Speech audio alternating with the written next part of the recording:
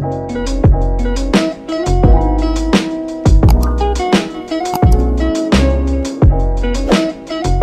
gak kalian ditelepon sama seseorang, tapi waktu kalian tanya, orang itu gak pernah ngerasa kalau dia nelpon lo? Terus siapa yang nelpon dong? Gue punya cerita horor. Saatnya kita membagikan cerita horor.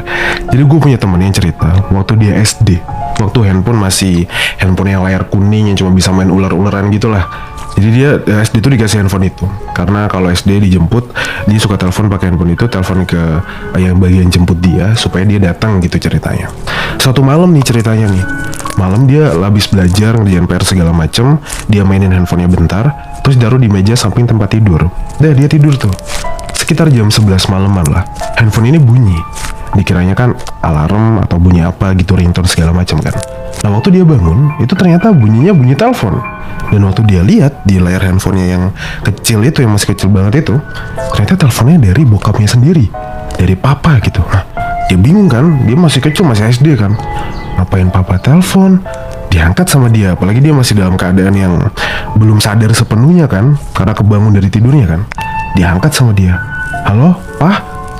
Itu gak ada suara jawaban sama sekali. Katanya yang dia dengar itu cuma suara nafas.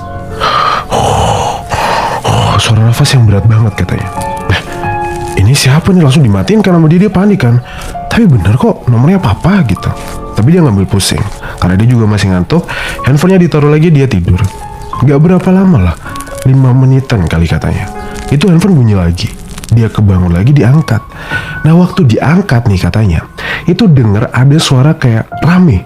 Jadi kayak kalian bayangin ya, lagi lebaran, terus semua keluarga kalian kumpul di ruang tamu, ngobrol-ngobrol, ketawa-ketawa. Nah kayak gitu tuh, kayak orang kepencet telepon, lagi ngumpul bareng keluarga.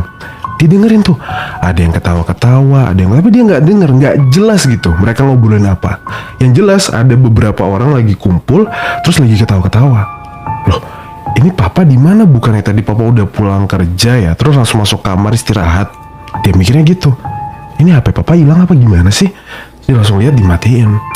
Papa kemana sih? Dia bangun tuh dari tempat tidurnya. Kamar dia sama kamar orang tuanya itu nggak terlalu jauh.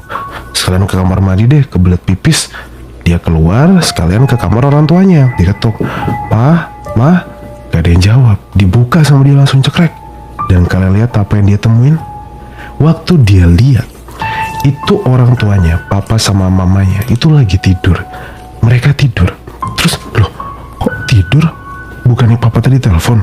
Dia langsung lari tuh ke mamanya. "Ma, dibangunin, Ma, papa." Orang tuanya bangun. Saya, kenapa, ada apa? Loh, papa tadi bukannya telepon aku? Telepon apa, orang HP papa di situ? Gak ada yang telepon, papa langsung tidur tadi, capek pulang kerja. Loh, dilihatin kan handphonenya si anaknya ini. Ini papa telepon kok? Enggak, papa nggak telepon. Tuh, waktu dilihat HP papanya, itu nggak ada sama sekali panggilan keluar ke nomor anaknya. Sedangkan di HP si anaknya ini, itu ada panggilan masuk dari papanya. Gue gak ngerti apa itu ngebug atau semacamnya, tapi itu masih menjadi misteri. Siapa yang telepon malam itu? Salah satu larangan untuk naik gunung adalah ketika lagi haid. Nah ini ceritanya Kak Rara ketika dia lagi haid, naik gunung dan diputer-puterin. Jadi awalnya aku gak ada rencana mau nanjak nih. Terus tiba-tiba teman aku ajak aku buat mendaki gunung. Dan gunungnya itu cuma sekitar 2000 mdpl. Jadi aku putuskan untuk ikut. Soalnya emang udah lama gak pernah mendaki gunung.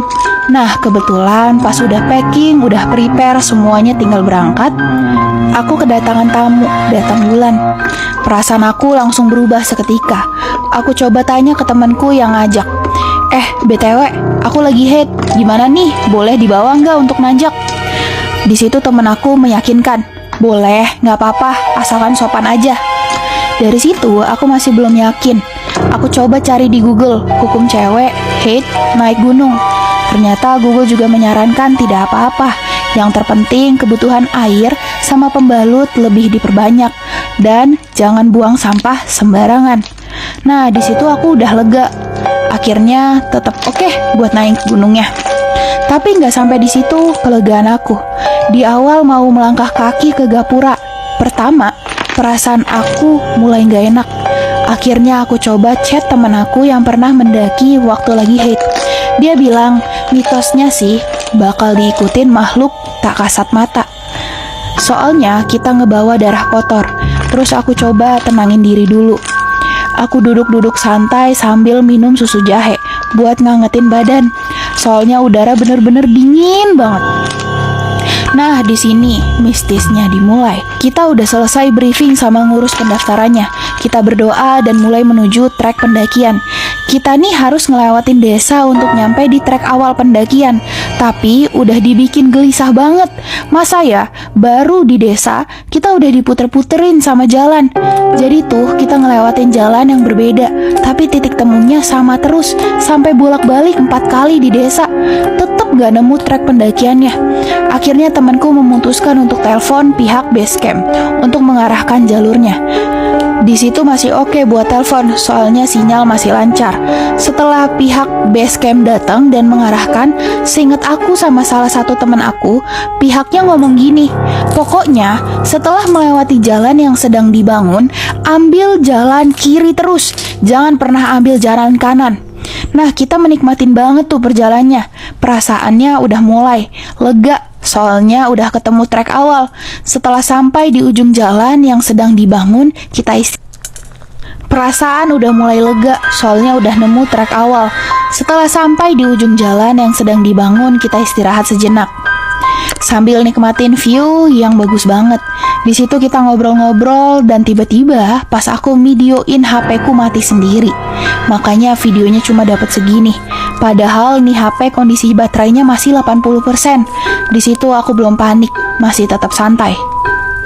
Udah jam 23.15, kita memutuskan untuk melanjutkan perjalanan lagi. Nah, kita ambil jalan kiri terus kan. Pokoknya sejauh kita berjalan, ambil kiri terus, gak pernah sekalipun ambil kanan. Tapi anehnya, sepanjang perjalanan kita gak pernah nemu petunjuk puncak. Jadi kita posisinya bingung, ini sebenarnya trek pendakian atau hanya ladang petani. Soalnya di situ isinya tanaman, carica, sama wortel. Gak ada jejak kaki pendaki sama sekali. Di perjalanan kita juga gak nemu sama rombongan pendaki lain. Bener-bener cuma berempat.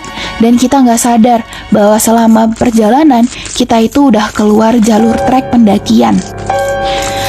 Kepalaku udah mulai pusing dan perutku kram banget. Akhirnya kita istirahat lagi sejenak di situ. Teman aku udah mulai gak enak perasaannya. Secara fisik udah capek banget.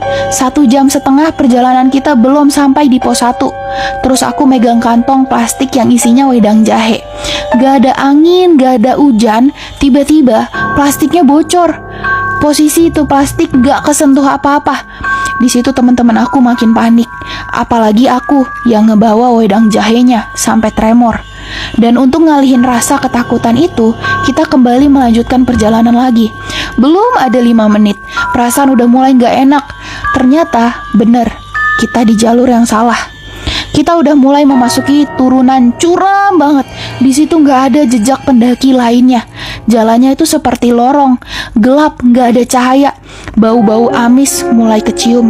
Teman aku cium bau amis di dekat pohon yang bentuknya aneh banget.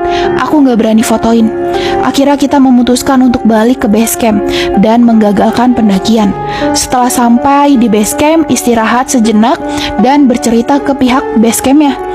Pihak base camp juga heran banget, selama ini gak ada pengalaman pendakian di gunung itu yang sampai gagal. Padahal sebelum nanjak temanku masih happy, masih joget-joget. Setelah nanjak semuanya pada tremor dan panik sekali. Capek fisik, capek tremor di jalan. Temanku tuh salah satunya tiduran di sepanjang jalan. Katanya serasa ada yang naikin punggungnya. Makanya sampai base camp dia langsung tepar dan badannya dingin banget. Jadi poin intinya dari pengalaman aku sih kak, mending kalau lagi head ditunda dulu pendakiannya. Soalnya emang bener-bener ngaruh sama perjalanannya.